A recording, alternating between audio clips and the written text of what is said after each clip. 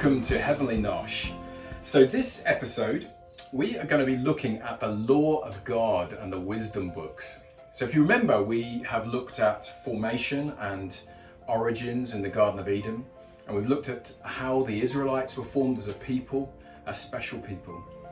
And we've also looked at the Exodus journey of the Jews going through, coming out of Egypt and into the Promised Land. Now, during that section, Moses was given the law in the form of the Ten Commandments. And if you remember, God wrote on a tablet of rock the Ten Commandments. And this law was about living life in all its fullness. It wasn't supposed to be a strict set of rules that you must stick to, although when they were younger, it needed to be quite strict until they understood. God gives us the law that we might live life in all its fullness. And later on, this will kind of unfold, but in the book of James in the New Testament, it says that the law leads to life and abundance and fullness and the perfect law. So you have the law and the Ten Commandments, and then you have the wisdom books. And the wisdom books are the book of Psalms and the book of Job and the book of Proverbs and Ecclesiastes, the Song of Solomon. And these are all books, again, that unpack the law. And there's a difference between knowledge and wisdom. And knowledge is an understanding of something, but wisdom really is the application. It's something that God gives us. It's a spiritual gift, but we need wisdom to live life. And so I've kind of combined these things, the law that leads to wisdom, that leads to the fullness of life. And I thought it'd be really cool to make the Ten Commandments. So we're going to make the Ten Commandments out of bread. Bread is life, and often, in the ancient world, bread was a kind of symbol for life. And I kind of thought all this kind of links together really well. So I'm going to make bread. It's going to be a sourdough bread, and we're going to kind of form it into the Ten Commandments, like a tablet that God wrote on. And we're going to see what happens, okay? So, sourdough. Now, if you are a bread expert and you're really passionate about sourdough, there are thousands of YouTube channels that you can go to that go into minute detail as to what, the exact ingredients, the exact measurements. I'm doing an overview, all right? And I've simplified this bread recipe so that if you don't make bread, this kind of hopefully will inspire you to have a go. And I've made it really, really simple. I'm measuring in cups. And the further you go into this, people like to measure in grams and really kind of in minute detail. So I'm using a strong bread flour, all right? That's different from baking flour. It's got a higher gluten content. So we're going to do 2 cups of strong flour, okay? 2 cups. And then I'm going to do a cup of water. I'll put some water over here.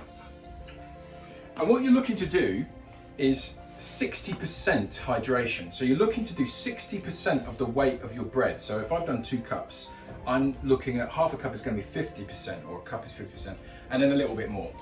So I'm looking at trying to think about what 60% looks like. So just an extra splash.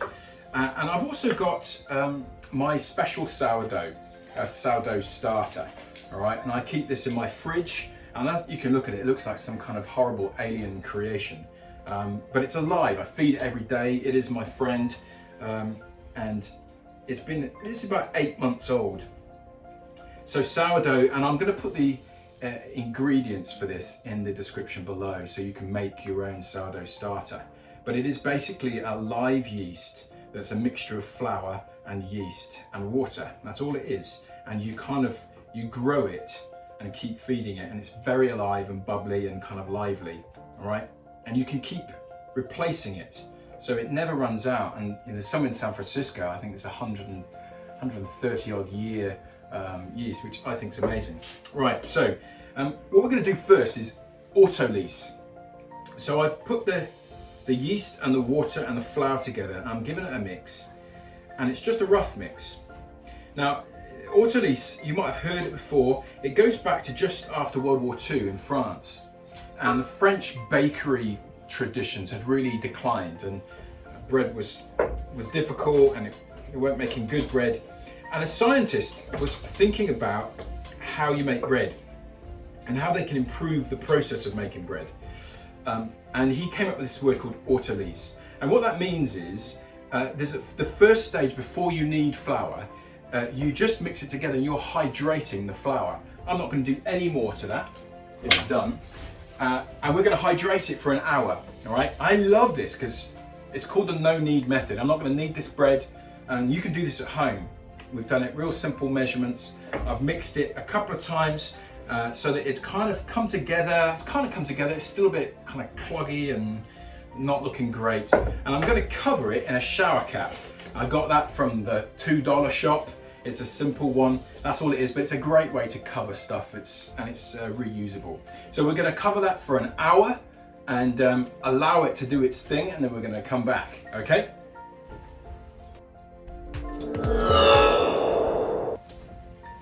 Okay, so it's been an hour, and remember we've been autolysing, so the flour and the water have been kind of hydrating together, and in that time the gluten's developed. So I'll take my shower cap off. It's a strange comment. And I'll just wet my hands, and you can see and it started to. It still looks a little bit funny, but it's kind of got a bit wetter and a bit more absorbed. So what we do at this stage is you just kind of take it off the bowl, loosen it a bit so it's not sticking, and then we just stretch. So you push one down, the bottom part, and then lift a bit up and fold it over itself, then move the bowl over, and then the same thing again, pull it and it will stretch. And you see, because it's autolysed, that has sped up the kneading process. So again, turn it a quarter, stretch, and you do that about 4 times. Okay, and then one more time. It's starting to get, and what we're doing is we're just stretching the gluten, we're developing it again, folding over itself, and now it's changed again, and we leave it again. So shower cap back on, and with an autolyse, and with the kind of no knead method, you do that every couple of hours. So over the next, say, I don't know, 6 hours, I'll come back twice, and I'll do the same thing. I'll just stretch it, fold it over, and put the lid back on, walk away. Now with bread, with a sourdough, we're not using kind of the factory produced yeast. So it's a slow grow, and I'll explain that at the end, but it's a slow ferment. So this is going to be a 2-day ferment, and you can do 3-day, you can do longer, but the way that it grows much slowly, and it develops its chemical structure in a slower, healthier way. It's better for you, better for your stomach, but it takes much longer, so you have to take your time. So we'll leave it and we'll come back later. Okay, so this bread has been fermenting for 2 days, and the way that I would normally do it is actually at night I'd keep it in the fridge, and the fridge slows down that process, and so you have an even, the slower kind of development of the dough and the gluten. Now this is the ancient way to make bread. It's how people have always made bread, and we've sped that up in the last 40 years, and I don't think it's done us any good in terms of our diet and constitution, and a lot more gluten intolerance as a result of it. And I started to make this kind of bread, and my mum hasn't been able to eat gluten for 10 years, and she suddenly could eat this bread. Now I'm not saying you need to still test that with your doctor, but it's better for you, it's easier on the digestion.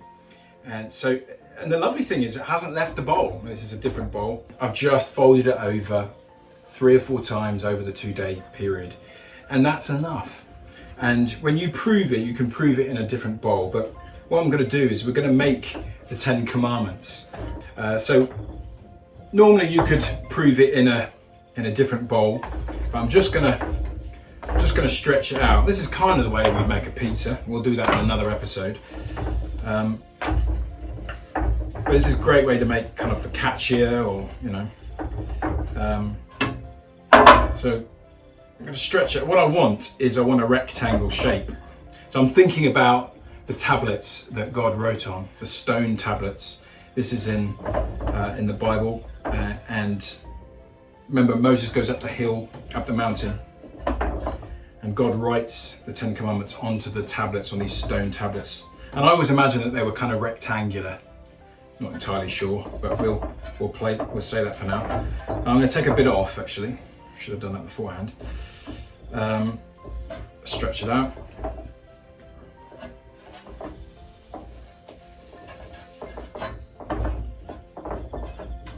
Okay, I'm going to just brush it with a bit of water because I somehow want to put some Aramaic lettering on it. So just flour that up a bit. Just pretend really that this is lettering in Aramaic. Okay, so I'm going to put some lines.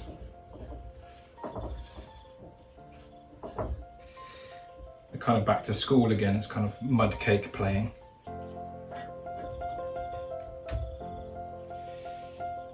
Stretch it out. Think of it like a document with bullet points, each point being a different part of a different law.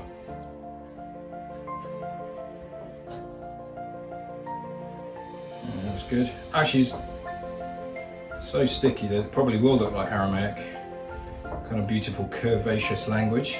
A bit like Arabic. Right. Okay. So we've got the law, and it's a tablet. And what we're going to do is we're going to bake that, and we'll brush it with a bit of water. The water will make it put a nice crisp on it. You'll have to use your imagination, okay? We'll put that in the oven, and we'll see what it looks like. But we're going to eat the law. We're not just going to look at the law. We're going to eat the law. So take a good look at that, and we'll put it into the oven.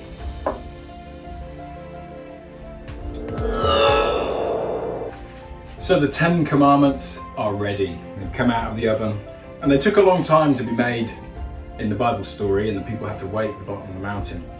And so this is the tablet. Now my writing hasn't come out very as clear as I would have liked, so I thought we could, it's always quite nice on a flatbread to just kind of put a bit of olive oil. So we'll just paint a bit of olive oil into it.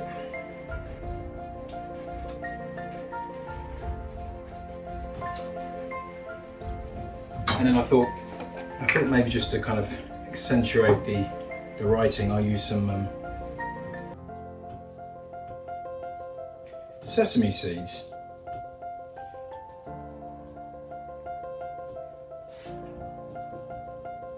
So this has been about the law of God and the wisdom books in the Bible. And we've made the 10 Commandments. And it kind of looks cool. Again, I think it's a fun thing to do around the table together, to talk about the law of God and why the law of God is perfect and leads to life in all its fullness.